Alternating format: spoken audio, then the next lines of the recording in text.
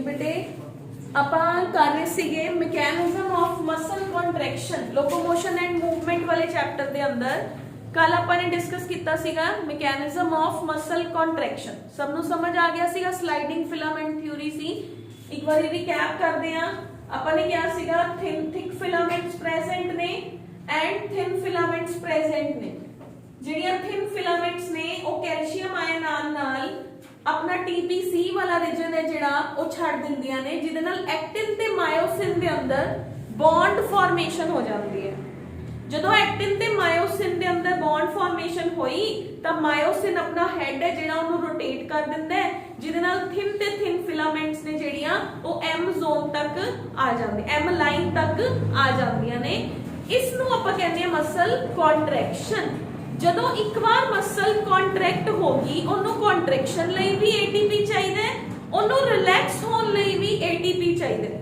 ਕੱਲ ਆਪਾਂ ਨੇ ਦੱਸਿਆ ਸੀ ਰੀਗਰ ਮੋਰਟਿਸ ਜਿਹਦੇ ਅੰਦਰ ਮੁਰਦਾ ਲੋਕ ਨੇ ਜਿਹੜੇ ਮੁਰਦਾ ਬਾਡੀ ਡੈਡ ਬਾਡੀ ਹੈ ਜਿਹੜੀ ਉਹਦੇ ਅੰਦਰ ਬਾਡੀ ਅਕੜ ਜਾਂਦੀ ਕਿਉਂਕਿ ATP ਪ੍ਰੋਡਕਸ਼ਨ ਹੈ ਜਿਹੜੀ ਉਹ ਬੰਦ ਹੋ ਜਾਂਦੀ ਹੈ ਠੀਕ ਹੈ ਹੁਣ ਅੱਜ ਆਪਾਂ ਇਸੇ ਆਰਟੀਕਲ ਨੂੰ એનર્ਜੀ ਪ੍ਰੋਡਕਸ਼ਨ ਹੈ ਜਿਹੜੀ ਇਹਨੂੰ ਹੀ ਅੱਗੇ ਸਟੱਡੀ ਕਰਾਂਗੇ એનર્ਜੀ ਫॉर ਮਸਲ ਕੰਟਰੈਕਸ਼ਨ ਦੇਖੋ ਕੱਲ ਆਪਾਂ ਸਿੰਪਲ ਵੇ ਦੇ ਅੰਦਰ ਦੇਖਿਆ ਕਿ ਜਿਹੜੀ ਮਸਲ ਕੰਟਰੈਕਸ਼ਨ ਲਈ એનર્ਜੀ ਹੈ in general terms energy for muscle contraction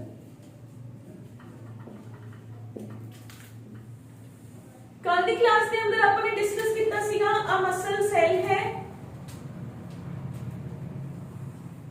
ਇਹਦੇ ਅੰਦਰ ਆ ਫਾਈਬਰਸ ਨੇ ਜਦੋਂ ਇਹਨੂੰ એનર્ਜੀ ਚਾਹੀਦੀ ਹੈ ਇਹਦੇ ਕੋਲ ਆਪਣਾ ਸਟੋਰਡ ਗਲਾਈਕੋਜਨ ਪ੍ਰੈਜ਼ੈਂਟ ਹੈ ਯਾਦ ਹੈ ਨਾ ਸਭ ਨੂੰ ਆਪਾਂ ਲਾਸਟ ਪ੍ਰੀਵੀਅਸ ਕਲਾਸਿਸ ਦੇ ਅੰਦਰ ਕਰ ਚੁੱਕੇ ਆ ਕਿ ਮਸਲ ਸੈਲ ਦੇ ਕੋਲ ਆਪਣਾ ਸਟੋਰਡ ਗਲਾਈਕੋਜਨ ਹੈ ਤੇ ਮਾਇਓਗਲੋਬਿਨ ਹੈ ਜਿਹੜਾ ਉਹਨੇ ਆਕਸੀਜਨ ਦੇ ਮੋਲੀਕਿਊਲਸ ਵੀ ਪਕੜ ਰੱਖੇ ਹੈ क्लियर ਹੁਣ ਦੇਖੋ ਜਿਹੜਾ ਇਹ ਗਲਾਈਕੋਜਨ ਹੈ ਇਹ ATP ਕਿਵੇਂ ਦਿੰਦਾ ਬਾਡੀ ਨੂੰ ਜਾਂ ਮਸਲ ਨੂੰ ਆਪਾਂ ਕੱਲ ਕਿਹਾ ਇਹ ਗਲਾਈਕੋਜਨ ਗਲੂਕੋਜ਼ ਰਿਲੀਜ਼ ਕਰਦਾ ਹੈ ਗਲੂਕੋਜ਼ ਪਾਇਰੂਵੇਟ ਫਾਰਮ ਕਰਦਾ ਹੈ ਪਾਇਰੂਵੇਟ ਹੈ ਜਿਹੜਾ ਇਹ ਮਾਈਟੋਕੌਂਡਰੀਆ ਦੇ ਅੰਦਰ ਜਾਂਦਾ ਹੈ ਫਿਰ ਇਹ ETC ਕਰਦਾ ਹੈ ਤੇ ਇਹ ATP ਜਨਰੇਟ ਕਰ ਦਿੰਦਾ ਹੈ मतलब इस प्रोसेस ਨੂੰ ਹੋਣ ਲਈ ਟਾਈਮ ਚਾਹੀਦਾ ਹੈ ਬਾਡੀ ਦੇ ਅੰਦਰ ਤਾਂ ਕਿ ਜਿਹੜਾ ਆਕਸੀਜਨ ਹੈ ਉਹ ਗਲੂਕੋਜ਼ ਦੇ ਨਾਲ ਮਿਕਸ ਹੋਏ ਗਲੂਕੋਜ਼ ਤੇ ਆਕਸੀਜਨ ਰਿਐਕਟ ਹੋਣ ਤਾਂ ATP ਜਨਰੇਟ ਹੋਏ ਠੀਕ ਹੈ ਪਰ ਜਦੋਂ ਆਪਾਂ ਨੂੰ ਕੋਈ ਐਮਰਜੈਂਸੀ ਸਿਚੁਏਸ਼ਨ ਆਣੀ ਹੈ ਮੇਰੇ ਪਿੱਛੇ ਕੁੱਤਾ ਪੈ ਗਿਆ ਮੇਰੇ ਪਿੱਛੇ ਡੌਗ ਹੈ ਜਿਹੜਾ ਉਹਨੇ ਭੱਜਣਾ ਸਟਾਰਟ ਕਰਤਾ ਮੈਨੂੰ ਤਾਂ ਇਮੀਡੀਏਟਲੀ ਭੱਜਣਾ ਪਊਗਾ ਨਾ ਮੈਂ ਉਹਦੀ ਵੇਟ ਥੋੜੀ ਕਰੂੰਗੀ ਵੀ ਹੁਣ ਗਲੂਕੋਜ਼ ਹੈ ਪਾਇਰੂਵੇਟ ਚ ਕਨਵਰਟ ਹੋਊਗਾ ATP ਆਣਗੇ ਮੈਂ ਤਾਂ ਭੱਜੂਗੀ ਉਨੀ ਦੇਰ ਚ ਤਾਂ ਡੌਗ ਮੇਰੇ ਤੇ ਅਟੈਕ ਕਰ ਦੂਗਾ ਯੈਸ ਕਲੀਅਰ ਤਾਂ ਮਸਲ ਹੈ ਜਿਹੜੀ ਇਹਨੂੰ ATP ਚਾਹੀਦਾ ਹੀ ਚਾਹੀਦਾ ਕਿਉਂਕਿ ਬਿਨਾ ATP ਤੋਂ ਜਿਹੜੀ ਮੇਰੀ ਮਾਇਓਸਿਨ ਤੇ ਮੇਰੇ ਐਕਟਿਨ ਦੇ ਹੈਡ ਨੇ ਉਹ ਆਪਸ ਚ ਕੰਮ ਹੀ ਨਹੀਂ ਕਰਦੇ ਹੈਗੇ ਉਹਨਾਂ ਨੂੰ ਤਾਂ ATP ਚਾਹੀਦਾ ਹੀ ਚਾਹੀਦਾ ਹੁਣ ATP ਦੀ ਵੀ ਕੰਡੀਸ਼ਨ ਹੈ ATP ਕਹਿੰਦਾ ਹੈ I cannot be stored या मैं कदे भी स्टोर नहीं हो सकता मैं तो हमेशा ही ताजा बनूंगा ठीक है हुन की होंदा बेटे मसल सेल दे कोल एक स्पेशल केमिकल प्रेजेंट होंदा है these zeros are the special chemical जिन्हों कहते creatine which is generated by the liver and stored in the muscle cell एक क्रिएटिन की करता है ਜਦੋਂ ਇੱਕ ਮਸਲ ਰਿਲੈਕਸਡ ਹੈ ਹੁਣ ਤੁਸੀਂ ਆਰਾਮ ਨਾਲ ਬੈਠੇ ਹੋ ਤੁਹਾਡੀ ਮਸਲ ਸੈਲ ਦੇ ਅੰਦਰ ਗਲੂਕੋਜ਼ ਹੈ ਜਿਹੜਾ ਉਹ ਗਲਾਈਕੋਲਿਸਿਸ ਕਰ ਰਿਹਾ ਹੈ ATP ਜਨਰੇਟ ਹੋ ਰਹੇ ਨੇ ਕ੍ਰੈਬਸ ਸਾਈਕਲ ਚ ਜਾ ਰਹੇ ਹੈ ATP ਜਨਰੇਟ ਹੋ ਰਿਹਾ ਹੈ ETC ਕਰ ਰਿਹਾ ਹੈ ATP ਜਨਰੇਟ ਹੋ ਰਹੇ ਨੇ ਇਹ ਕ੍ਰੀਏਟਿਨ ਹੈ ਨਾ ਜਿਹੜਾ ਇਹ ਕੀ ਕਰਦਾ ਹੈ ਬੇਟੇ ਇਹ ਇਸ ATP ਦਾ ਬ੍ਰੇਕਡਾਊਨ ਹੋ ਜਾਂਦਾ ਹੈ ਠੀਕ ਹੈ ਇਹ ATP ਦੇ ਅੰਦਰ ਜਿਹੜਾ એનર્ਜੀ ਰਿਚ ਕੰਪਾਊਂਡ ਹੈ ਉਹ ਕੌਣ ਹੈ ਫਾਸਫੋਰਸ ਹੀ ਹੈ ਨਾ ਇਹ ਫਾਸਫੋਰਸ ਇਸ ਕ੍ਰੀਏਟਿਨ ਦੇ ਨਾਲ ਬੌਂਡ ਬਣਾ ਲੈਂਦਾ ਹੈ ਇਹਨੂੰ ਕ੍ਰੀਏਟਿਨ ਫਾਸਫੇਟ ਬਣਾ ਦਿੰਦਾ ਹੈ ਜਦੋਂ ਆਪਾਂ ਨੇ ਭੱਜਣਾ ਹੈ ਇਹ ਪ੍ਰੋਸੈਸ ਹੋਣ ਚ ਟਾਈਮ ਲਗਾਊਗੀ ਬਟ ਕ੍ਰੀਏਟਿਨ ਦੇ ਕੋਲ ਜਿਹੜਾ ਫਾਸਫੇਟ ਸਟੋਰ ਹੋ ਗਿਆ ਉਹ ਕ੍ਰੀਏਟਿਨ ਕਾਈਨੇਜ਼ ਨਾਮ ਦਾ ਐਂਜ਼ਾਈਮ ਹੈ ਉਹ ਇਹਨਾਂ ਦੇ ਬੌਂਡ ਨੂੰ ਬ੍ਰੇਕ ਕਰ ਦਿੰਦਾ ਹੈ इस फास्फोरस ਨੂੰ AD ਕੰਬਾਈਨ ਕਰਦਾ ਹੈ ਫਟਾਫਟ ਤੇ ਆਪਾਂ ਨੂੰ ਇਮੀਡੀਏਟਲੀ ATP ਪ੍ਰੋਵਾਈਡ ਕਰਨਾ ਸਟਾਰਟ ਕਰ ਦਿੰਦਾ। Body will get immediate ATPs from the creatine. ਜਿੰਨੇ ਵੀ ਖਲੀਜ਼ ਹੁੰਦੇ ਨੇ ਨਾ, ਸਮਝ ਗਏ, ਰੈਸਲਰਸ ਜਿਨ੍ਹਾਂ ਦੇ 6 ਪੈਕ ਐਬਸ ਹੁੰਦੇ ਨੇ, ਜਿਨ੍ਹਾਂ ਦੇ ਡੋਲੇ ਸ਼ੋਲੇ ਹੁੰਦੇ ਆ ਜਾਂ ਰੈਸਲਿੰਗ ਚ ਹੁੰਦੇ ਨੇ, ਜਿਮ ਗੋਇੰਗ ਬॉयਜ਼ ਹੁੰਦੇ ਨੇ ਜਿਹੜੇ, ਉਹ ਕੁਝ ਪਾਊਡਰਸ ਖਾਂਦੇ ਨੇ, ਹਨਾ। ਉਹ ਪਾਊਡਰਸ ਮਸਲ ਬਿਲਡਿੰਗ ਲਈ ਹੁੰਦੇ ਨੇ। ਮਸਲ ਬਿਲਡਿੰਗ ਦੇ ਅੰਦਰ ਉਹਨਾਂ ਪਾਊਡਰਸ ਦੇ ਅੰਦਰ ਬਾਹਰੋਂ ਦੀ ਕ੍ਰੀਏਟਿਨ ਦਿੱਤਾ ਜਾਂਦਾ ਹੈ। ਉਹ ਕ੍ਰੀਏਟਿਨ ਜ਼ਿਆਦਾ ਫਾਸਫੋਰਸ ਨੂੰ ਸਟੋਰ ਕਰਦਾ ਰਹਿੰਦਾ ਹੈ ਤਾਂ ਕਿ ਜਦੋਂ ਵੀ ਆਪਣੀਆਂ ਮਸਲਸ ਕਿਸੇ ਨੂੰ ਮਾਰਨ, ਕਿਸੇ ਨੂੰ ਆਪਣੀ ਕੰਟਰੈਕਸ਼ਨ ਕਰਾਣ, ਤਾਂ ਉਸ ਟਾਈਮ ਤੇ ਇਮੀਡੀਏਟਲੀ ਬੋਡੀ ਨੂੰ એનર્ਜੀ ਮਿਲਦੀ ਰਹੇ। that is called as the energy formation for the muscle contraction। clear ਹੈ ਬੇਟੇ? ਤਾਂ ਬੋਡੀ ਦੇ ਅੰਦਰ ਕੀ ਹੁੰਦਾ ਬੇਟੇ, ਆਪਣੇ ਕੋਲ ਐਡੀਨੋਸਿਨ ਟ੍ਰਾਈਫਾਸਫੇਟ ਹੈ ਜਿਹੜਾ ਉਹ ਸਟੋਰ ਨਹੀਂ ਹੋ ਸਕਦਾ, ਬਟ ਕ੍ਰੀਏਟਿਨ ਹੈ ਜਿਹੜਾ ਉਹ ਫਾਸਫੇਟ ਦੇ ਨਾਲ ਕੰਬਾਈਨ ਕਰਦਾ ਹੈ ਤੇ ਉਹ ਕ੍ਰੀਏਟਿਨ ਫਾਸਫੇਟ ਬਣਾ ਲੈਂਦਾ ਹੈ। ठीक है, क्रिएटिन काइनेज नाम का एंजाइम है जो एमरजेंसी दे अंदर इस, हाँ जी बेटे, तो क्रिएटिन है जेड़ा इन्हें बॉन्ड बनाया फॉस्फेट दे नाल, एक कन्वर्ट हो गया इनटू द क्रिएटिन फॉस्फेट। वो क्रिएटिन फॉस्फेट जो भी एमरजेंसी आई ਉਹਦਾ ਬੌਂਡ ਬ੍ਰੇਕ ਹੋਇਆ ਤੇ ATP ਦੁਬਾਰਾ ਬਣ ਗਿਆ। ਉਹ ਆਪਾਂ ਨੂੰ ਐਮਰਜੈਂਸੀ ਸਿਚੁਏਸ਼ਨ ਦੇ ਅੰਦਰ ਕੋਪ ਅਪ ਕਰਨ ਲਈ ਹੈਲਪ ਕਰ ਸਕਦਾ ਹੈ। ਕਲੀਅਰ ਹੈ ਬੇਟੇ ਸਾਰਿਆਂ ਨੂੰ ਉਰੇ ਤੱਕ? ਤਾਂ that is the energy production for the muscle contraction. ਠੀਕ ਹੈ, ਕੋਰੀ ਸਾਈਕਲ ਆਪਾਂ ਕੱਲ ਕਰ ਲਿਆ ਸੀ, ਆਕਸੀਜਨ ਡੈਪਟ ਆਪਾਂ ਕੱਲ ਕਰ ਲਿਆ ਸੀਗਾ, ਮਸਲ ਫੈਟੀਗ ਆਪਾਂ ਨੇ ਕੱਲ ਕਰ ਲਿਆ ਸੀਗਾ। ठीक है, इस तो बाद है बेटे red and white muscle fibres. Red and white muscle fibres की ਹੁੰਦੇ ਨੇ बेटे? ਜਿਹੜੇ red and white muscle fibres ने, ਇਹ ਆਪਾਂ ਇਹ ਕਹਿ ਸਕਦੇ ਹਾਂ ਕਿ ਉਹ muscles, red muscle fibres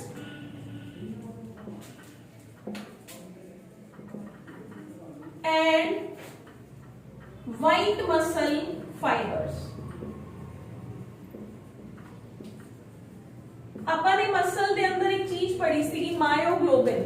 ਮਾਇਓਗਲੋबिन is the form of heme ਦਾ ਮੋਲੀਕਿਊਲ ਹੈ ਜੋ ਕਿ ਆਕਸੀਜਨ ਨੂੰ ਸਟੋਰ ਕਰਦਾ ਹੈ, ਮਸਲ ਦੇ ਅੰਦਰ ਸਪੈਸ਼ਲ ਹੈ। ਜਿਨ੍ਹਾਂ ਸੈਲਸ ਦੇ ਅੰਦਰ ਮਾਇਓਗਲੋबिन ਦਾ ਅਮਾਉਂਟ ਜ਼ਿਆਦਾ ਹੈ, ਦੇ appear red in colour and they are called as red muscle fibres. ਜਿਨ੍ਹਾਂ ਦੇ ਕੋਲ ਮਾਇਓਗਲੋबिन ਦਾ ਕੰਟੈਂਟ ਘੱਟ ਹੈ, they are called as white muscle fibres. ਆਪਣੀ ਆਈਜ਼ ਦੇ ਅੰਦਰ ਪ੍ਰੈਜ਼ੈਂਟ ਹੁੰਦੀਆਂ ਨੇ ਵਾਈਟ ਮਸਲ ਫਾਈਬਰਸ। ਠੀਕ ਹੈ, ਤੇ ਰੈਡ ਮਸਲ ਫਾਈਬਰਸ ਨੇ ਜਿਹੜੀਆਂ ਇਹ ਆਪਣੀ ਬੈਕ ਦੇ ਅੰਦਰ ਪ੍ਰੈਜ਼ੈਂਟ ਨੇ, ਜੋ ਕਦੇ ਵੀ ਥੱਕਦੀਆਂ ਨਹੀਂ ਹੈਗੀਆਂ। ਆਪਾਂ ਦੇਖੋ ਕਿੰਨੀ ਦੇਰ 5-5 ਘੰਟੇ ਖੜੇ ਰਹਿੰਦੇ ਆ, 5 ਜਾਂ 6 ਘੰਟੇ ਤੋਂ ਬਾਅਦ ਆਪਾਂ ਨੂੰ ਲੱਗਦਾ ਹੈ ਵੀ ਆਪਣੀ ਬੈਕ ਹੈ ਜਿਹੜੀ ਉਹਦੇ ਅੰਦਰ ਪੇਨ ਹੋ ਰਿਹਾ, ਨਹੀਂ ਤਾਂ ਆਪਾਂ ਕੰਟੀਨਿਊਸਲੀ ਖੜੇ ਰਹਿੰਦੇ ਆ। ਠੀਕ ਹੈ, ਟੀਚਰਸ ਤੋਂ ਪੁੱਛ ਲਓ, ਸਕੂਲ ਦੇ ਅੰਦਰ ਟੀਚਰਸ ਨੇ ਤੁਹਾਡੇ 6 7 ਪੀਰੀਅਡਸ ਤੱਕ ਖੜੇ ਰਹਿੰਦੇ ਨੇ, ਹਨਾ। ਅੱਜ ਕੱਲ ਤਾਂ ਕਿਸੇ ਸਕੂਲ 'ਚ ਚੇਅਰ ਅਲਾਉਡ ਹੀ ਨਹੀਂ ਹੁੰਦੀ, ਤਾਂ ਆਪਣੀਆਂ ਰੈਡ ਮਸਲ ਫਾਈਬਰਸ ਨੇ ਉਹ ਆਪਾਂ ਨੂੰ ਉਸ ਟਾਈਮ ਤੇ એનર્ਜੀ ਪ੍ਰੋਵਾਈਡ ਕਰਦੀਆਂ ਨੇ। ਜਿਹੜੀ ਰੈਡ ਮਸਲ ਫਾਈਬਰ ਹੁੰਦੀਆਂ ਨੇ ਬੇਟੇ, ਇਹ ਜਿਹੜੇ ਸੈਲਸ ਨੇ ਇਹ ਕੰਪੈਰੀਟਿਵਲੀ ਪਤਲੇ ਸੈਲਸ ਹੁੰਦੇ ਨੇ। ਇਹ ਸੈਲਸ ਨੇ ਜਿਹੜੇ ਵਾਈਟ ਵਾਲੇ, ਇਹ ਸੈਲਸ ਕੰਪੈਰੀਟਿਵਲੀ ਥਿਕ ਸੈਲਸ ਹੁੰਦੇ ਨੇ। ਠੀਕ ਹੈ, ਤਾਂ ਇਹ ਪੂਰੇ ਜ਼ੋਰ ਨਾਲ ਕੰਮ ਕਰਦੇ ਹੈ। ਦੇ need more force for the contraction. ਠੀਕ ਹੈ, ਇਹਨਾਂ ਨੂੰ ਇੰਨੀ ਜ਼ਿਆਦਾ ਫੋਰਸ ਦੀ ਜ਼ਰੂਰਤ ਨਹੀਂ ਪੈਂਦੀ। ਕਲੀਅਰ ਹੈ ਬੇਟੇ? ਤਾਂ ਆਪਣੇ ਕੋਲ ਰੈਡ ਮਸਲ ਫਾਈਬਰਸ ਨੇ ਜਿਹੜੀਆਂ ਉਹ ਥਿਨ ਨੇ, ਇਹਨਾਂ ਦੇ ਕੋਲ ਪਰ ਮਾਈਟੋਕੌਂਡਰੀਆ ਦਾ ਨੰਬਰ ਹੈ ਜਿਹੜਾ ਉਹ ਬਹੁਤ ਜ਼ਿਆਦਾ ਹੈ, ਅਬੰਡੈਂਟ ਨੰਬਰ ਆਫ ਮਾਈਟੋਕੌਂਡਰੀਆ। ਉਧਰ ਆ ਜਾਓ, ਵਾਈਟ ਮਸਲ ਦੇ ਕੋਲ ਪੂਅਰ ਮਾਈਟੋਕੌਂਡਰੀਆ। ਕਿਉਂ? ਕਿਉਂਕਿ ਉਹ ਤਾਂ ਆਈਜ਼ ਦੇ ਅੰਦਰ ਹੀ ਹੈ। ਆਈਜ਼ ਨੇ ਕੀ ਕਰਨਾ, ਦੇਖਣ ਦਾ ਹੀ ਕੰਮ ਕਰਨਾ ਹੈ। ਪਰ ਜਿਹੜੇ ਆਪਣੇ ਰੈਡ ਮਸਲ ਫਾਈਬਰਸ ਨੇ, ਇਹਨਾਂ ਨੇ ਜ਼ਿਆਦਾ ਕੰਮ ਹੈ ਜਿਹੜਾ ਉਹ ਪਰਫਾਰਮ ਕਰਨਾ ਹੈ। ਤਾਂ that is why they need more number of mitochondria, they need less number of mitochondria। पर ਇਹਦੇ ਅੰਦਰ ਸਾਰਕੋਪਲਾਜ਼ਮਿਕ ਰੈਟੀਕੂਲਮ ਹੈ ਜਿਹੜਾ ਉਹ ਘੱਟ ਹੁੰਦਾ ਹੈ। ਸਾਰਕੋਪਲਾਜ਼ਮਿਕ ਰੈਟੀਕੂਲਮ is less in them, but sarcoplasmic reticulum is high in them। Why so? क्योंकि सार्कोप्लाज्मिक रेटिकुलम ਦਾ ਕੰਮ ਕੀ ਹੈ, ਮਸਲ ਨੂੰ ਕੰਟਰੈਕਟ ਕਰਾਉਣਾ। ਆਈ ਮਸਲਸ ਨੇ ਜਿਹੜੀਆਂ ਉਹ ਫਟਾਫਟ ਬਲਿੰਕ ਹੋ ਰਹੀਆਂ ਨੇ, ਫਟਾਫਟ ਉਹਨਾਂ ਨੇ ਕੰਮ ਕਰਨਾ ਹੈ। ਠੀਕ ਹੈ, ਬਟ ਜਿਹੜੀ ਆਪਣੀ ਬੈਕ ਮਸਲ ਹੈ ਉਹ ਤਾਂ ਇੱਕ ਵਾਰ ਜਿੰਨੀ ਕੰਟਰੈਕਟ ਹੋ ਗਈ, ਆਪਾਂ ਖੜੇ ਆ ਜਾਂ ਬੈਠੇ ਆ ਇੱਕੋ ਹੀ ਪੋਸਚਰ ਦੇ ਅੰਦਰ ਹੋ ਨਾ, ਤਾਂ ਇਹਨਾਂ ਨੂੰ ਬਾਰ-ਬਾਰ ਕੰਟਰੈਕਟ ਰਿਲੈਕਸ ਕਰਨ ਦੀ ਜ਼ਰੂਰਤ ਨਹੀਂ ਹੈਗੀ। ਇਹਨਾਂ ਨੂੰ ਬਾਰ-ਬਾਰ ਕੰਟਰੈਕਸ਼ਨ ਰਿਲੈਕਸੇਸ਼ਨ ਦੀ ਜ਼ਰੂਰਤ ਹੈ ਤਾਂ ਇਹਨਾਂ ਦੇ ਕੋਲ ਜ਼ਿਆਦਾ ਨੰਬਰ ਆਫ ਸਾਰਕੋਪਲਾਜ਼ਮਿਕ ਰੈਟੀਕੂਲਮ ਹੈ, ਇਹਨਾਂ ਦੇ ਕੋਲ ਘੱਟ ਨੰਬਰ ਆਫ ਸਾਰਕੋਪਲਾਜ਼ਮਿਕ ਰੈਟੀਕੂਲਮ ਪ੍ਰੈਜ਼ੈਂਟ ਹੈ। ਕਲੀਅਰ ਹੈ ਬੇਟੇ। ਉਸ ਤੋਂ ਬਾਅਦ ਆ ਜਾਓ, ਜਿਹੜੀਆਂ ਰੈੱਡ ਮਸਲ ਫਾਈਬਰਸ ਨੇ ਉਹ ਥੱਕਦੀਆਂ ਨਹੀਂ ਹੈਗੀਆਂ ਤੇ ਜਿਹੜੀਆਂ ਵਾਈਟ ਮਸਲ ਫਾਈਬਰਸ ਨੇ ਉਹ ਜਲਦੀ ਥੱਕ ਜਾਂਦੀਆਂ ਨੇ। ਜਿਹੜੀਆਂ ਰੈੱਡ ਮਸਲ ਫਾਈਬਰਸ ਨੇ ਇਹ comparatively slow conducting nerve fibres ਹੁੰਦੀਆਂ ਨੇ, ਠੀਕ ਹੈ। ਤੇ ਜਿਹੜੀਆਂ ਆਪਣੀਆਂ ਵਾਈਟ ਨੇ ਇਹ ਫਟਾਫਟ, ਜਿਵੇਂ ਦੇਖੋ ਅੱਖ ਦੇ ਅੰਦਰ ਕੁਝ ਪੈ ਜਾਏ ਯਾਰ फटाफट अपना काम परफॉर्म करती है, ठीक है, जबकि अपनी बैक है ਜਿਹੜੀ ਉਹ ਉਸ ਮੋਸ਼ਨ ਦੇ ਅੰਦਰ ਨਹੀਂ ਪਰਫਾਰਮ ਕਰਦੀ। ਤਾਂ white are present in the eye and red are present in the back of the human. Clear ਹੈ ਬੇਟੇ, ਓਕੇ ਹੈ। ਹੁਣ ਆਪਣੇ ਕੋਲ ਬੇਟੇ ਕੁਝ ਟਰਮਸ ਨੇ, ਉਹ ਟਰਮਸ ਕੀ ਨੇ ਉਹ ਸੁਣੋ। ਉਹ ਟਰਮਸ ਮਸਲਸ ਦੇ ਨਾਲ ਰਿਲੇਟਡ ਟਰਮਸ ਨੇ। ਉਹਨਾਂ ਟਰਮਸ ਦੇ ਅੰਦਰ functional classification of the body muscles. Third article of today is functional classification of body muscles। ਇਹ ਵੈਸੇ ਡਾਕਟਰਸ ਦੀ ਟਰਮੀਨੋਲੋਜੀ ਹੁੰਦੀ ਹੈ, ਕੋਈ ਮਸਲ ਕਿਵੇਂ ਕੰਮ ਕਰ ਰਹੀ ਹੈ, ਕਿੱਥੇ ਮੁੜ ਰਹੀ ਹੈ, ਕਿੰਨੀ ਮੁੜ ਰਹੀ ਹੈ, ਮੁੜਨ ਦੇ ਆਧਾਰ ਤੇ ਆਪਾਂ ਉਹਨੂੰ ਫੰਕਸ਼ਨ ਕੀ ਹੈ, ਕਿੱਥੋਂ ਮੁੜ ਰਹੀ ਹੈ, ਕਿੰਨੀ ਮੁੜ ਰਹੀ ਹੈ, ਉਹਨੂੰ ਆਪਾਂ ਕਹਿੰਦੇ ਹਾਂ ਫੰਕਸ਼ਨਲ ਕਲਾਸੀਫਿਕੇਸ਼ਨ। ਫੰਕਸ਼ਨਲ ਕਲਾਸੀਫਿਕੇਸ਼ਨ ਕਿਹੜੀ ਮਸਲ ਕਿਵੇਂ ਦਾ ਫੰਕਸ਼ਨ ਪਰਫਾਰਮ ਕਰ ਰਹੀ ਹੈ ਉਹਨਾਂ ਦੇ ਬਿਹਾਫ ਤੇ ਮਸਲਸ ਦੀ ਕਲਾਸੀਫਿਕੇਸ਼ਨ ਕਰਨਾ। ਕਲੀਅਰ ਹੈ ਬੇਟੇ। ਤਾਂ ਫਰਸਟ ਵਰਡ ਹੈ ਬੇਟੇ ਫਲੈਕਸਰ। ਫਲੈਕਸਰ ਕੀ ਹੁੰਦਾ ਹੈ ਬੇਟੇ? अपनी बाइसेप की मूवमेंट जॉइंट पे। आ मेरी बाइसेप है, ठीक है, आहा आ मेरी फोर आर्म है, आ मेरी हिंड आर्म है, ठीक है। मतलब ਇਹਦਾ फ्रंट वाला पोर्शन है, ਇਹਦਾ बैक, ਇਹਦਾ ਇਹਦੇ ਹੀ ਉੱਪਰ ਮੁੜ ਜਾਣਾ, दिस इज फ्लेक्सर, ठीक है। ਇਹਦਾ जॉइंट ਤੇ ਇਹਦੇ ਉੱਪਰ ਹੀ ਮੁੜ ਜਾਣਾ, ठीक है। सेकंड है एक्सटेंसर। एक्सटेंसर है ਇੱਥੋਂ ਦੀ मैं पूरी की पूरी मसल स्ट्रेच करती, this is called as extensor. मैं दसती जाती हूं, मैं लिखूंगी नहीं, ठीक है। This is extensor, this is flexor. Clear है बेटे, ओके। नेक्स्ट अपने कोई टर्म है abductor and I have is the adductor. Abductor का मतलब हुंदा है एंटायर लिंब नु, this is my entire limb, इनु मैं बॉडी दी साइड ते लेके आवां, mid line of the body, this is abductor. इनु पुट्ठा वापस लेके जाना is adductor. This is abductor, this is adductor. ਇਹਦਾ ਕੰਮ ਕਿੱਥੇ ਹੁੰਦਾ ਹੈ? ਇਹਦਾ ਕੰਮ ਹੁੰਦਾ ਬੇਟੇ ਜਿਵੇਂ ਮੰਨ ਲਓ ਸਪੋਜ਼ ਕਿਸੇ ਦਾ ਪੋਸਚਰਲ ਪ੍ਰੋਬਲਮ ਹੈ ਤਾਂ ਡਾਕਟਰ ਡਾਇਗਨੋਸ ਕਰਦਾ ਹੈ ਨਾ, ਤਾਂ ਉਹ ਲਿਖਦਾ ਹੈ ਕਿ ਇਹਨੂੰ ਐਡਕਟਰ ਪ੍ਰੋਬਲਮ ਹੈ, ਇਹਦੀ ਐਬਡਕਟਰ ਮਸਲ ਦੇ ਅੰਦਰ ਪ੍ਰੋਬਲਮ ਹੈ, ਠੀਕ ਹੈ। ਫਲੈਕਸਰ ਨਹੀਂ ਹੋ ਰਿਹਾ, ਮਸਲ ਉੱਪਰ ਨਹੀਂ ਆ ਰਹੀ, ਬਾਹ ਹਿੱਲ ਨਹੀਂ ਰਹੀ, ਜਿਵੇਂ ਕਿਸੇ ਦਾ ਐਕਸੀਡੈਂਟ ਹੋ ਗਿਆ ਤਾਂ ਡਾਕਟਰ ਜਦੋਂ ਡਾਇਗਨੋਸ ਕਰਦਾ ਹੈ ਨਾ ਉਦੋਂ ਉਹ ਇਹ ਵਾਲੀਆਂ ਟਰਮਸ ਯੂਜ਼ ਕਰਦੇ ਨੇ, ਠੀਕ ਹੈ। ਤਾਂ ਐਡਕਟਰ, ਐਬਡਕਟਰ, ਬੋਡੀ ਵੱਲ ਆਣਾ, ਬੋਡੀ ਤੋਂ ਪਿੱਛੇ ਜਾਣਾ। ਉਸ ਤੋਂ ਬਾਅਦ ਹੈ ਬੇਟੇ ਆਪਣੇ ਕੋਲ we have is the depressor and elevator. Depressor and elevator अपने माउथ च हुंदियां ने। डिप्रेसर है लोअर जॉ दा नीचे जाना, ठीक है। एलिवेटर है ऊपर चले जाना, बंद हो जाना, मुंह दा खुलना ते बंद होना, ठीक है। दैट इज ना जिवें देखो कोई एक्सीडेंटल केस है तां मुंह ते भी तां वज जांदी है ना, तां उन्हां कंडीशंस दे अंदर ये टर्म्स यूज कीतियां जांदियां ने। उस तो बाद है बेटे रोटेटर। रोटेटर हुंदा है एक raises and rotates the femur। ਜਿਹੜੀ ਇਹ ਹੁਣ ਮੈਂ ਵੀਡੀਓ ਦੇ ਅੰਦਰ it could not be possible. Rotator ਹੁੰਦਾ ਬੇਟੇ ਆਪਣਾ ਥਾਈ ਮਸਲ ਦਾ ਰੋਟੇਟ ਕਰਨਾ। ਡਾਂਸ ਮੂਵਸ ਦੇ ਅੰਦਰ ਜਿਵੇਂ ਆਪਣੀਆਂ ਥਾਈਸ ਦੀਆਂ ਮਸਲਸ ਨੇ ਜਿਹੜੀਆਂ ਉਹ ਰੋਟੇਟ ਕਰਦੀਆਂ ਨੇ ਤਾਂ ਰੋਟੇਟਰਸ ਹੋ ਜਾਂਦੇ ਆ, ਠੀਕ ਹੈ।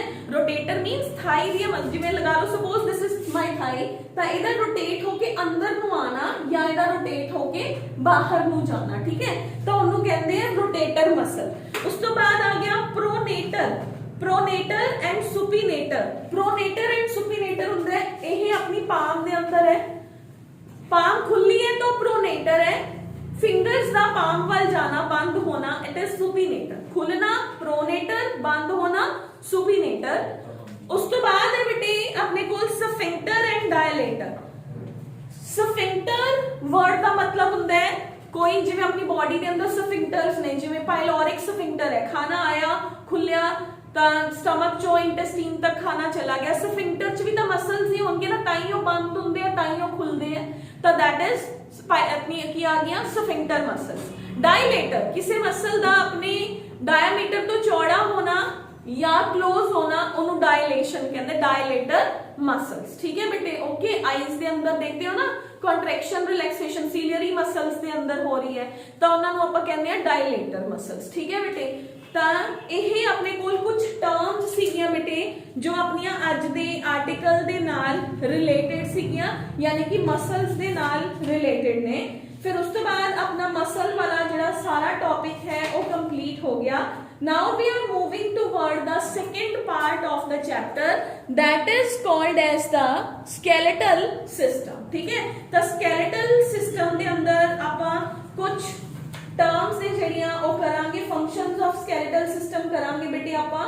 फिर उस तो बाद आपा मूव करांगे नेक्स्ट चैप्टर वाल। ठीक है, तो आपा फर्स्ट ऑफ ऑल स्केलेटल हुंदा की है, फिर उस तो बाद आपा करांगे फंक्शंस ऑफ स्केलेटल सिस्टम, जेड़ा अगर किसी बुक च कुछ एक्स्ट्रा दिता होया वो आपा लेटर ऑन देखांगे। Now we are moving toward the second part of the chapter that is skeletal system.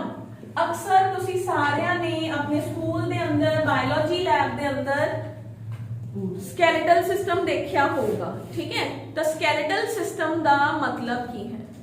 Skeletal body दा ओ फ्रेमवर्क है जो अपनी बॉडी नू एक proper shape, position and protection provide करन च अपनी हेल्प करता है। What is skeletal system? It is the framework of the bones or framework of the other structures present in the body which provide proper shape and proper position to the body। ठीक है बेटे, उन्होंने आप कहते हैं skeletal system। skeletal system दो तरह का होता है, दो पार्ट्स के अंदर डिवाइडेड है। एक्सोस्केलेटल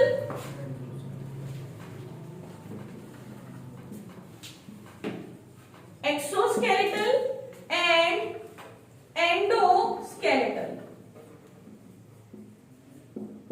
एक्सोस्केलेटल की होता है अपनी बॉडी के बाहर भी तो है protection, nails they are the exoskeletal. अगर ह्यूमन की गल करिए, हेयर्स एक्सोस्केलेटल ने। ठीक है, काउस दे अंदर या एनिमल्स दे अंदर हॉर्न्स प्रेजेंट ने, तो वो एक्सोस्केलेटल ने उन्होंने प्रोटेक्शन दे रहे, अपने अंदर हॉर्न्स नहीं होंगे। ठीक है, सबनों पता है ना, जे किसी दे हैगे किसी टाइम निकल जाते हैं तो यू कैन टेल मी। ठीक है, तो एक्सोस्केलेटल वर्ड का मतलब की हो गया? एक्सोस्केलेटल मींस जो बॉडी के बाहर प्रोटेक्टिव स्ट्रक्चर्स प्रेजेंट ने, they are the exoskeletal structures. Clear है? Now we have is the endoskeletal. Endoskeletal मतलब जो बॉडी के अंदर प्रेजेंट है, the framework of the bones, उन्होंने आप कहते हैं एंडोस्केलेटल। ठीक है बेटे, endoskeletal and exoskeletal term clear है। हुन अपने को आ गया what are the functions of the skeletal system. पहले आप फंक्शंस करांगे, फिर आप रिमेनिंग जो भी है वो करांगे। ठीक है, हुन अपने को आ गया बेटे स्केलेटल सिस्टम है जेड़ा, ओदियां कई वैरायटीज ने। ਜਿਹੜੇ ਜਿਵੇਂ ਪਾਣੀ ਦੇ ਅੰਦਰ ਐਨੀਮल्स ਨੇ, ਆਪਾਂ ਪਹਿਲਾਂ ਐਨੀਮੇਲੀਆ ਦੇ ਅੰਦਰ ਪੜ੍ਹ ਕੇ ਆਏ ਆ, ਉਹਨਾਂ ਕੋਲ ਹਾਈਡਰੋਸਕੈਲੇਟਨ ਸਿਸਟਮ ਹੈ, ਪਾਣੀ ਦੇ ਅੰਦਰ ਕੰਮ ਕਰਦਾ ਹੈ। ਬਟ ਆਪਾਂ ਹਿਊਮਨ ਨਾਲ ਡੀਲ ਕਰ ਰਹੇ ਆ ਤਾਂ ਆਪਣੇ ਕੋਲ ਐਕਸੋਸਕੈਲੇਟਨ ਐਂਡ ਐਂਡੋਸਕੈਲੇਟਨ ਹੈ। ਐਕਸੋਸਕੈਲੇਟਨ ਕਈ ਐਨੀਮल्स, ਕਈ ਇਨਸੈਕਟਸ ਦੇ ਅੰਦਰ ਜਿਹੜਾ ਕਾਈਟਨ ਦੇ ਉਹਨਾਂ ਦੇ ਵਿੰਗਸ ਨੇ ਜਿਹੜੇ ਉਹ ਹਾਰਡ ਹੁੰਦੇ, ਤਾਂ ਉਹਨਾਂ ਕੋਲ ਐਕਸੋਸਕੈਲੇਟਨ ਵੀ ਪ੍ਰੈਜ਼ੈਂਟ ਹੁੰਦਾ ਹੈ। ਠੀਕ ਹੈ ਬੇਟੇ, ਬਾਹਰ अपना ह्यूमन नाल डील कर रहे हैं तो आप एंडोस्केलेटन नाल ही बेसिकली डील करांगे। तो एंडोस्केलेटन या स्केलेटन सिस्टम दे फंक्शंस की ने। फर्स्ट फंक्शन है सपोर्ट। सपोर्ट दा मतलब क्या है? जे एंडोस्केलेटन नहीं हो, जेकर स्केलेटन ही नहीं होगा तो बॉडी नू सपोर्ट ही नहीं मिलूगी, है ना। फिर तो आप भी अमीबा ही होगे ना, हड्डी नहीं हैगी तो फिर तो तुसी नीचे गिरे ही मिलोगे, इकट्ठा करके आई चक के खड़ा करना पिया करूंगा, है ना। आओ जी टेस्ट करके दिखाओ, है ना, ऊपरों दी पकड़ रखे है and you are performing your work. तो जिन्हें अपन स्केलेटल सिस्टम है वो की दे रहे हैं, प्रॉपर सपोर्ट दे रहे हैं। ठीक है बेटे, सेकंड है प्रोटेक्शन। प्रोटेक्शन वर्ड का मतलब की है? देखो अपनी बॉडी के अंदर कितने वाइटल ऑर्गन्स ने, हार्ट है, इथे रिब केज है, तुसी आप किन्ने क्लासेस दे अंदर पढ़ भी चुके हैं ना, इथे रिब केज है, रेस्पिरेटरी सिस्टम है, रिब केज ने किन्ने वाइटल ऑर्गन्स नु संभाल रखे है। फिर नीचे आ जाओ अपनी हड्डियां प्रेजेंट ने, वो सारे बॉडी के पार्ट्स ਨੂੰ संभाल रही हैं। मूवी ਦੇ अंदर देखो ਤੁਸੀਂ डिशुम डिशुम आवाज आती है जो कोई किसी ਨੂੰ ਕੁੱਟ ਰਿਹਾ ਹੁੰਦਾ ਮਾਰ ਰਿਹਾ ਹੁੰਦਾ है ना, ਤਾਂ देखो अगर ਇੱਥੇ ਰਿਬ ਉਹ डिशुम ਦਾ मतलब ਕੀ है, हड्डी ब्रेक होगी, यही मतलब ਹੁੰਦਾ ना कि बोन्स आर ब्रेकिंग, बंदा बोन्स ब्रेक कर रहा है सामने वाले ਦੀਆਂ है ना। ਤਾਂ प्रोटेक्शन ਦਾ मतलब ਕੀ है, ਜੇਕਰ ਮੰਨ ਲਓ ਇੱਥੇ ਰਿਬ ਕੇਜ ਨਾ ਹੋਏ, ਸਾਹਮਣੇ ਵਾਲਾ ਹਿੱਟ ਕਰੇ, ਫਿਰ ਤਾਂ ਸਿੱਧਾ ਉਹਦੇ ਹਾਰਟ ਦਾ ਜਿਹੜਾ ਔਰੀਕਲ ਤੇ ਵੈਂਟ੍ਰਿਕਲ ਹੈ ਉਹੀ ਪੰਕਚਰ ਹੋ ਜਾਣਗੇ, ब्लड मुंह दे राही बाहर आ गया है ना, फिर तो कोई बॉडी ਨੂੰ ਕਿਸੇ ਜਗ੍ਹਾ ਤੋਂ ਕੋਈ ਪ੍ਰੋਟੈਕਸ਼ਨ ਹੀ ਨਹੀਂ। ਜੇ ਕਿਸੇ ਨੇ ਇੱਥੇ ਹਿੱਟ ਕੀਤਾ ਤਾਂ ਸਿੱਧਾ ਕਿਡਨੀ ਰਪਚਰ ਹੋਗੀ, ਪਰ ਐਵੇਂ ਤਾਂ ਕਦੇ ਨਹੀਂ ਹੁੰਦਾ ਨਾ। ਆਪਾਂ ਨੂੰ ਅਗਰ ਕੋਈ ਹਿੱਟ ਕਰਦਾ ਹੈ ਤਾਂ ਆਪਣੇ ਬॉडी ਦੇ ਵਾਈਟਲ ਆਰਗਨਸ ਪ੍ਰੋਟੈਕਟਡ ਰਹਿੰਦੇ ਹੈ। ਹੱਡੀ ਜ਼ਰੂਰ ਟੁੱਟ ਜਾਂਦੀ ਹੈ ਕਿਉਂਕਿ ਹੱਡੀ ਪ੍ਰੋਟੈਕਟ ਕਰ ਰਹੀ ਸੀ, ਬੋਨ ਬ੍ਰੇਕ ਹੋ ਸਕਦੀ ਹੈ, ਬੋਨ ਪ੍ਰੋਟੈਕਸ਼ਨ ਦੇ ਰਹੀ ਹੈ ਬॉडी ਨੂੰ। ਕਲੀਅਰ ਹੈ ਬੇਟੇ? ਤਾਂ ਬੋਨਸ ਨੇ ਜਿਹੜੀਆਂ ਸਕੈਲੇਟਲ ਸਿਸਟਮ ਹੈ ਜਿਹੜਾ ਉਹ ਬॉडी ਨੂੰ ਪ੍ਰੋਟੈਕਸ਼ਨ ਦੇ ਰਿਹਾ ਹੈ। ਉਸ ਤੋਂ ਬਾਅਦ ਹੈ ਬੇਟੇ shape of the body, third is shape of the body। as we all know है ना, ਆਪਾਂ ਆਪਣੇ ਸਭ ਦਾ ਫੇਸ ਦਾ ਸ਼ੇਪ ਹੈ ਉਹ ਬੋਨਸ ਤੇ ਹੀ ਡਿਪੈਂਡ ਕਰਦਾ ਹੈ ਨਾ, ਬੋਡੀ ਦਾ ਸ਼ੇਪ ਹੈ ਉਹ ਬੋਨਸ ਤੇ ਡਿਪੈਂਡ ਕਰਦਾ ਹੈ। ਕਿਸੇ ਦੀ ਬੋਨ ਹੈ ਜਿਹੜੀ ਉਹ ਜ਼ਿਆਦਾ ਤਿੱਖੀ ਹੁੰਦੀ ਹੈ ਤਾਂ ਫੇਸ ਦੀ ਸ਼ੇਪ ਵੀ ਉਵੇਂ ਚਲੀ ਜਾਂਦੀ ਹੈ, ਤਾਂ ਬੋਡੀ ਨੂੰ ਇੱਕ ਪ੍ਰੋਪਰ ਸ਼ੇਪ ਦੇਣਾ ਵੀ ਸਕੈਲੇਟਨ ਸਿਸਟਮ ਦੇ ਉੱਪਰ ਡਿਪੈਂਡੈਂਟ ਹੈ। ਨੈਕਸਟ ਹੈ ਬੇਟੇ fourth, site of muscle attachment। ਜਿਹੜੀਆਂ ਮਸਲਸ ਨੇ ਇੰਨੇ ਆਰਾਮ ਨਾਲ ਕਹਿ ਰਹੀਆਂ ਨੇ ਸਲਾਈਡਿੰਗ ਫਿਲਾਮੈਂਟ ਥਿਊਰੀ ਹੈ, ਜੇ ਹੱਡੀ ਨਹੀਂ ਹੋਊਗੀ ਤਾਂ ਕੀ ਉਹ ਸਲਾਈਡਿੰਗ ਫਿਲਾਮੈਂਟ ਥਿਊਰੀ ਕਰ ਸਕਦੇ ਨੇ ਇਕੱਲੇ? नो, ठीक है। ਤਾਂ bones provide the site for the muscle attachment। ਜਿਹੜੀਆਂ ਮਸਲਸ ਨੇ ਉਹ ਬੋਡੀ ਦੇ ਨਾਲ ਅਟੈਚ ਹੁੰਦੀਆਂ ਨੇ ਬੋਨਸ ਦੇ ਉੱਪਰ। ਅਗਰ ਬੋਨਸ ਨਹੀਂ ਹੋਣਗੀਆਂ ਤਾਂ ਆਪਣੇ ਕੋਲ ਮਸਲਸ ਨੂੰ ਅਟੈਚਮੈਂਟ ਨਹੀਂ ਮਿਲੂਗੀ। नेक्स्ट है बेटे अपने कोल कुछ बोन्स ने जेड़ियां वो अपने कोल या कुछ अपनी बॉडी दे अंदर है बोन्स जेड़ियां हियरिंग दे अंदर भी हेल्प कर रही है। कान दे अंदर सब तो छोटियां हड्डियां होंदियां ने है ना, मैलस इंकस स्टेप्स, और हियरिंग दे अंदर हेल्प कर रही ने। some of the bones they are helping in the hearing and some are helping in the breathing of the body। respiratory system ਦੇ ਅੰਦਰ ਪੜ ਕੇ ਆਏ ਸੀ ribs ਬਾਹਰ ਆਉਂਦੇ ਹੈ ਤਾਂ ਆਕਸੀਜਨ ਅੰਦਰ ਜਾਂਦੀ ਹੈ, ਠੀਕ ਹੈ। ਅੰਦਰ ਪਾਰਸ਼ੀਅਲ ਪ੍ਰੈਸ਼ਰ ਡਿਕਰੀਜ਼ ਹੁੰਦਾ ਹੈ, ਲੰਗਸ ਨੂੰ ਵੋਲਿਊਮ ਜਿਹੜੀ ਹੈ ਉਹ ਇਨਕਰੀਜ਼ ਹੋ ਜਾਂਦੀ ਹੈ। ਕਲੀਅਰ ਹੈ? ਤਾਂ ਬੋਨਸ ਨੇ ਜਿਹੜੀਆਂ ਦੇ help in the hearing and breathing. ਉਸ ਤੋਂ ਬਾਅਦ ਹੈ ਬੇਟੇ bones ਨੇ ਜਿਹੜੀਆਂ they are the site of the storage of the mineral storage या mineral absorption ਜਿਹੜੀ ਹੈ ਉਹ body ਦੇ ਅੰਦਰ ਹੁੰਦੀ ਹੈ bones ਦੇ ਅੰਦਰ। ਦੇਖੋ ਇੱਕ ਸਿੰਪਲ ਐਗਜ਼ਾਮਪਲ ਦੇ ਰਹੀ ਹਾਂ। ਇਹ ਮੇਰੀ ਬੋਨ ਹੈ, ਕੋਈ ਵੀ ਬੋਨ ਦੇ ਅੰਦਰ ਕੈਲਸ਼ੀਅਮ बहुत हाई अमाउंट ਦੇ ਅੰਦਰ ਸਟੋਰਡ ਹੈ। ਆਪਾਂ ਕਹਿੰਦੇ bones are made up of calcium, hard material। ਇੱਕ ਬੰਦੇ ਨੇ ਇੱਕ ਪਰਸਨ ਹੈ ਇਹ, ਉਹਨੇ ਦੁੱਧ ਪੀਣਾ ਬੰਦ ਕਰਤਾ। ਅੱਜ ਦੁੱਧ ਪੀਣਾ ਬੰਦ ਕੀਤਾ, ਬੋਡੀ ਇੰਡੀਕੇਟ ਥੋੜੀ ਕਰ ਦੂਗੀ ਵੀ ਤੈਨੂੰ ਕੈਲਸ਼ੀਅਮ ਦੀ ਡਿਪੋਜੀਸ਼ਨ ਹੋਗੀ। ਨੋ, ਉਹਨੇ 30 ਡੇਜ਼ ਤੱਕ ਮਿਲਕ ਨਹੀਂ ਪੀਤਾ। ਜਦੋਂ ਉਹਨੇ ਮਿਲਕ ਪੀਣਾ ਬੰਦ ਕੀਤਾ ਸੀਗਾ 30 ਡੇਜ਼ ਦੇ ਬਾਅਦ ਤਾਂ ਉਹਦੀ ਬੋਡੀ ਨੇ ਇੰਡੀਕੇਸ਼ਨ ਦਿੱਤੀ ਕਿ ਤੇਰੀ ਬੋਡੀ 'ਚ ਕੈਲਸ਼ੀਅਮ ਦੀ ਕਮੀ ਹੈ, ਠੀਕ ਹੈ। बट वो 30 डेज कम किवें चलाया उन्हें? फर्स्ट 5 डेज बॉडी ने जो ब्लड के अंदर कैल्शियम सीगा ओदे नाल काम चला लिया, उस तो बाद ब्लड च भी खत्म हो गया। फिर ब्रेन बोन नू सिग्नल सेंड करता है कि जेकर कैल्शियम नहीं आया तो मसल की कॉन्ट्रैक्शन रुक जूगी, ठीक है। फिर ब्रेन सिग्नल सेंड किया तो बोन की करती है, बोन अपने आप नू रीजॉर्ब करांदी है, बोन अपना कैल्शियम देना स्टार्ट कर देती है ब्लड नू। अदरवाइज बोन ਨੂੰ ਤੋੜਨਾ ਸੌਖਾ ਨਹੀਂ ਹੁੰਦਾ, ਬਟ ਬੋਨ ਆਪਣੇ ਆਪ ਇੰਡੀਕੇਸ਼ਨ ਆਈ, ਬੋਨ ਨੇ ਆਪਣੇ ਆਪ ਨੂੰ ਖੋਰਨਾ ਸ਼ੁਰੂ ਕਰਤਾ, ਕੈਲਸ਼ੀਅਮ ਬਲੱਡ ਚ ਆ ਗਿਆ, ਬੋਡੀ ਦਾ ਕੰਮ ਚੱਲ ਗਿਆ। ਬਟ ਹੁਣ ਉਸ ਪਰਸਨ ਦਾ ਕੀ ਹੋਊਗਾ ਜੇਕਰ ਉਹ ਕਿਤੇ ਵੀ ਗਿਰਿਆ ਤਾਂ ਉਹਦੀ ਹੱਡੀ 'ਚ ਫ੍ਰੈਕਚਰ ਪੱਕਾ। ਉਹ ਕਿਤੇ ਵੀ ਗਿਰਿਆ ਜਾਂ ਗਿਰੀ ਤਾਂ ਉਹਦਾ ਬੋਨ ਦੇ ਅੰਦਰ ਫ੍ਰੈਕਚਰ ਹੈ ਜਿਹੜਾ ਉਹ ਪੱਕਾ ਸ਼ੋਰ ਹੈ ਵੀ ਹੋ ਜਾਊਗਾ। क्यों? क्योंकि ਉਹਦੀਆਂ ਬੋਨਸ ਦੇ ਅੰਦਰ ਤਾਂ ਕੈਲਸ਼ੀਅਮ ਵੀ ਪ੍ਰੈਜ਼ੈਂਟ ਨਹੀਂ। ਤਾਂ ਬੋਨਸ ਨੇ ਜਿਹੜੀਆਂ ਇਹ ਬੋਡੀ ਲਈ ਮਿਨਰਲਸ ਨੂੰ ਵੀ ਸਟੋਰ ਕਰਕੇ ਰੱਖਦੀਆਂ ਨੇ ਕਿ ਅਸੀਂ ਐਮਰਜੈਂਸੀ ਦੇ ਅੰਦਰ ਉਹ ਮਿਨਰਲਸ ਬੋਡੀ ਨੂੰ ਪ੍ਰੋਵਾਈਡ ਕਰਾਵਾਂਗੇ, ਠੀਕ ਹੈ। ਤਾਂ they are the site of the storage of the minerals. ਉਸ ਤੋਂ ਬਾਅਦ ਹੈ ਬੇਟੇ ਬੋਨਸ ਨੇ ਜਿਹੜੀਆਂ they helps in the formation of the blood cells. देखो बोन के अंदर एक पार्ट होंदा है बोन मैरो, इत्थे होंदा है bone marrow. Bone marrow helps in the formation of the blood sales, ठीक है। तो बोन्स किन्ने फंक्शन बॉडी के अंदर प्ले कर रही ने, from providing shape, protection, storage of the minerals as well as formation of the blood cells inside the body, ठीक है बेटे। हुण अपने कोल है जिहड़ा अपना स्केलेटन सिस्टम है, ये दो तरह का होंदा है, एक्सियल एंड अपेंडिकुलर। सुनिया हुआ है सबने की होंदा है एक्सियल एंड अपेंडिकुलर की होंदा है? इज देयर एनीवन जिन्हों पता होए कि एक्सियल स्केलेटन की होंदा है एंड अपेंडिकुलर स्केलेटन की होंदा है? एक्सियल स्केलेटन होंदा है बेटे जो अपना मिडल बॉडी है, जिवें अपना वर्टिब्रल कॉलम है, अपनी स्टर्नम है, ताई अपना axial skeleton mid line of the body वाला जिहड़ा स्केलेटन है ਉਹਨੂੰ ਆਪਾਂ ਕਹਿੰਦੇ ਆ axial skeleton. Rib cage, vertebral column and sternum जो आ चीज ਨੂੰ प्रोटेक्शन दे रहे हैं, ठीक है।